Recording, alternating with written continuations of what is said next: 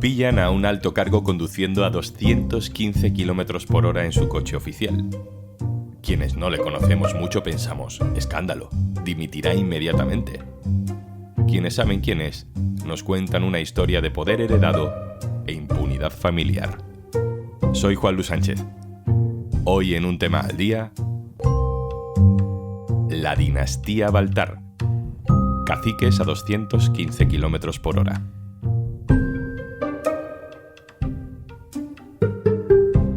Una cosa antes de empezar. Hola, Juanjo de Podimo, otra vez por aquí. Oye, ¿todavía no has probado nuestra aplicación Podimo? Entra en podimo.es/aldía porque te regalamos 60 días gratis.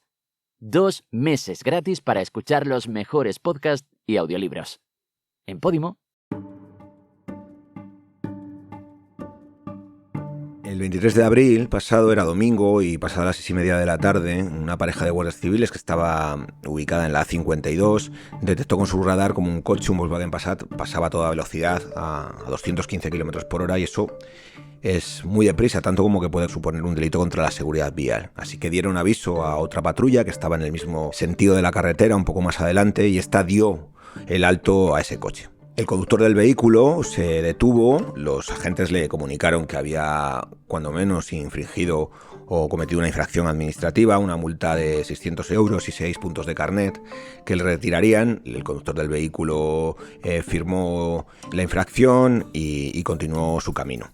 El conductor de ese vehículo era Manuel Baltar, presidente de la Diputación de Ourense y presidente del Partido Popular en Ourense. La noticia fue desvelada en el diario.es por mi compañero Pedro Águeda, al que escuchábamos en esta nota de voz. Además de la multa, y una vez revisado el margen de error del radar de tráfico, a Baltar se le ha imputado un delito contra la seguridad vial. El presidente ha intentado aplazar el juicio, que llega a 20 días de las elecciones municipales. La jueza le dijo que no, pero Baltar es mucho Baltar y ha decidido no ir, no presentarse, ni él ni su abogado. Así que la jueza tendrá que buscar otra fecha. Esto de aplazar señalamientos judiciales no es nuevo para Baltar, ya lo consiguió en 2016 cuando fue citado a declarar como imputado por un caso de cohecho de tráfico de influencias. Pero el juzgado de Ourense, que llevaba el asunto, le concedió aplazarlo, porque es que le coincidía con un viaje a Euro Disney. Este es el penúltimo capítulo de una larga vida de escándalos, de excentricidades asociados al apellido Baltar.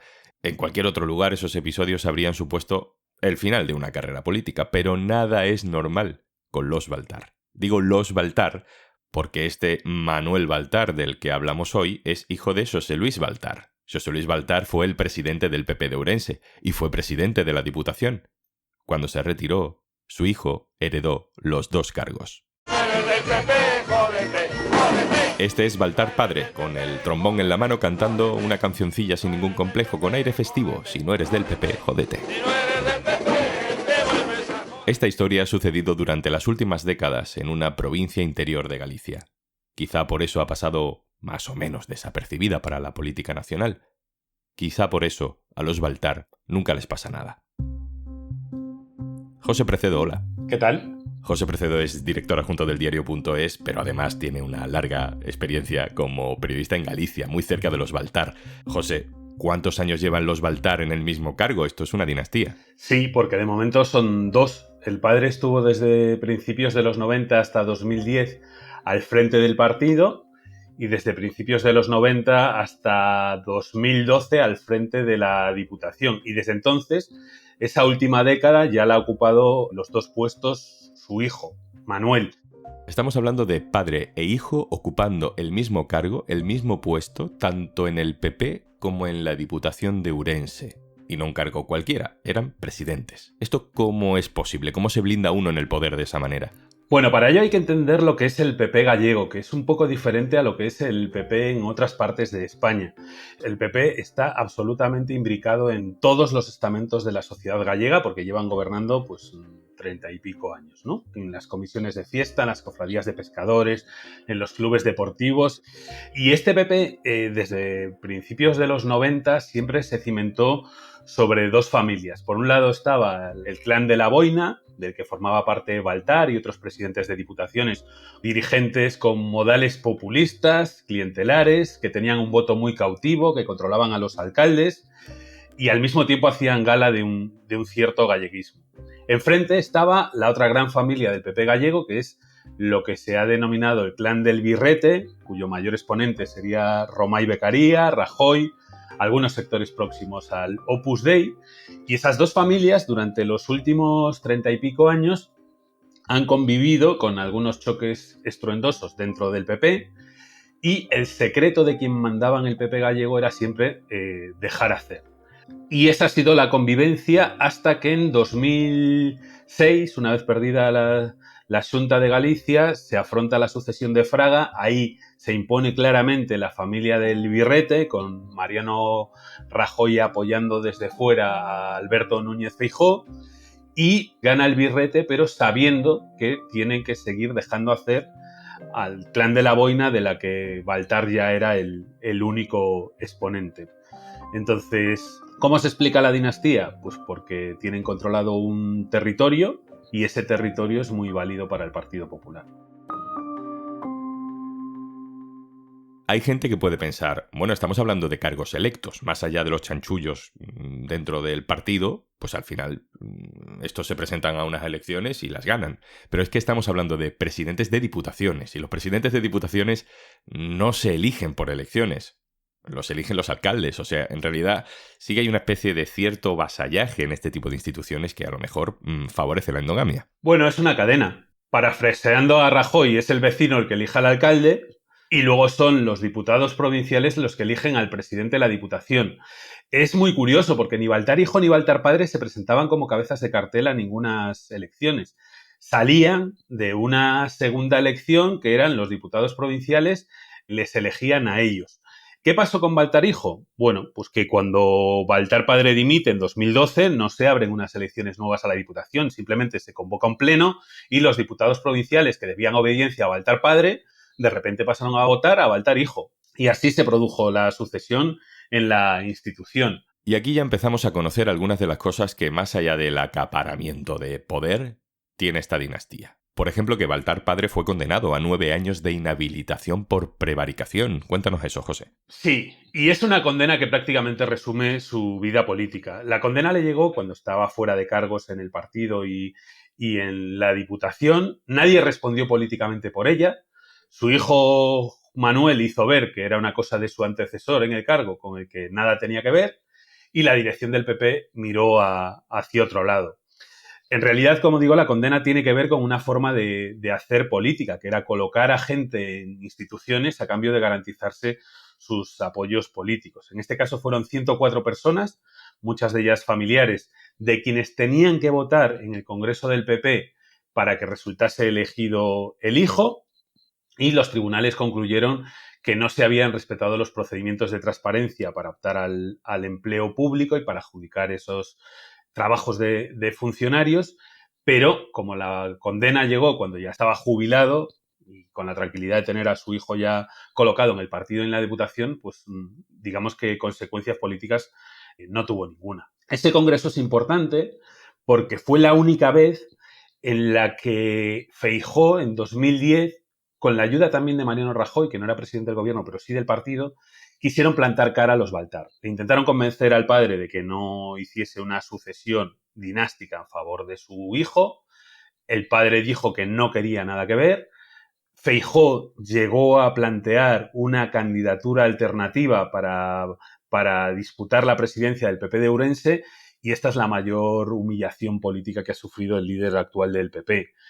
Los Baltar le demostraron cómo hacían las cosas, ganaron por amplísima mayoría, 700 votos y pico frente a 400, y Feijóo tuvo que tragarse como el padre dejaba el partido al hijo sin que la dirección regional pudiese hacer nada. José, hemos buscado en Google Baltar y automáticamente te sugiere los términos Baltar cacique.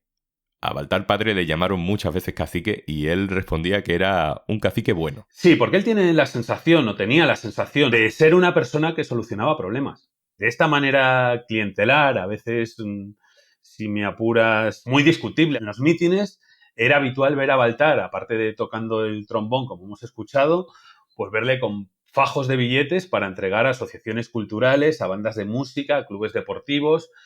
La contratación de personal en la institución nunca tuvo control, llegó a ser la segunda empresa en personal de la provincia, con 1.000 trabajadores. Había casos absolutamente rocambolescos, un edificio cultural que tenía 3 puertas y tenía 31 porteros en nómina. Y luego, bueno, cosas paradigmáticas como su asistencia a los tanatorios y a los entierros. Baltar padre cultivaba mucho todo ese tipo de relaciones, estar con la gente, como le gustaba decir. Baltar o fillo no es Baltar.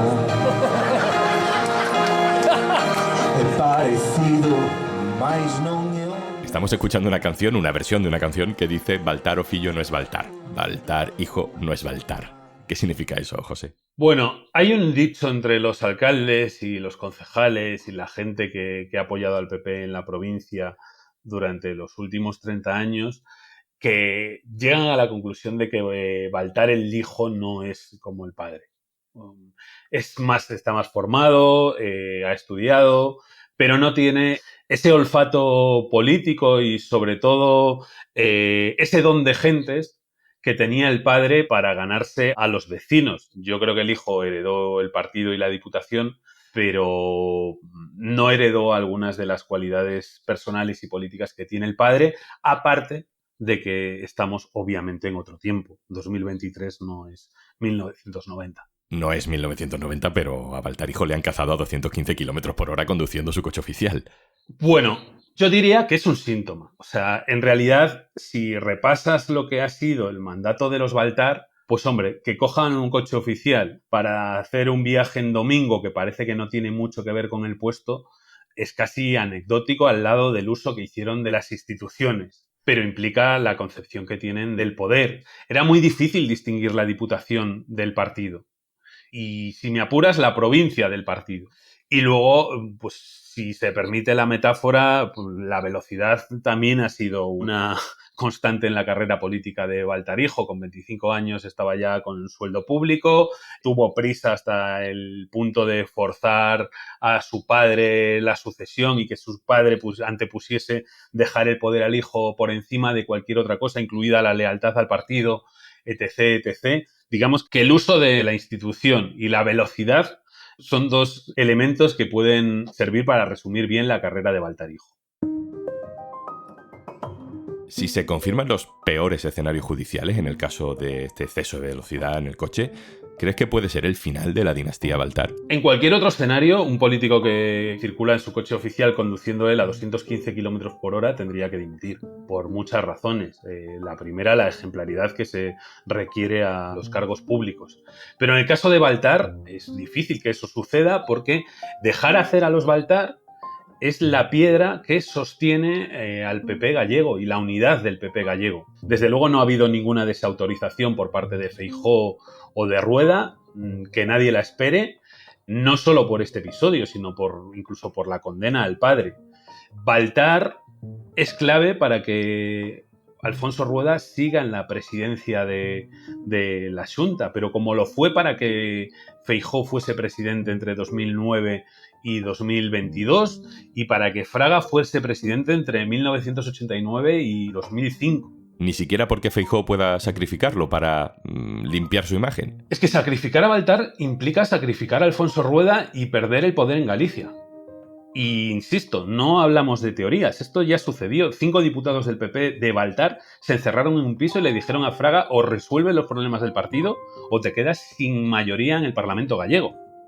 O sea que el ejemplo está ahí, y lo hicieron cuando Fraga era, además del presidente fundador, la autoridad máxima en el PP gallego.